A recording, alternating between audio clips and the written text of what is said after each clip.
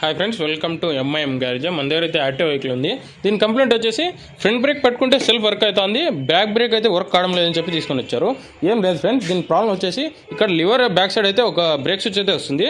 ఆ break switch change చేసుకుంటే మీకు ప్రాబ్లం అయితే క్లియర్ అయిపోతుంది. ఇక్కడే చూడండి, మేము స్విచ్ కూడా తీసుకొని వచ్చాము. సో ఇదే ఫ్రెండ్స్ ఆ స్విచ్. ఈ స్విచ్ చేంజ్ చేసుకుంటే మీకు ప్రాబ్లం అయితే క్లియర్ అయిపోతుంది. మీకు ఓపెన్ చేసి ఏస్ అయితే చూపిస్తాను చూడండి.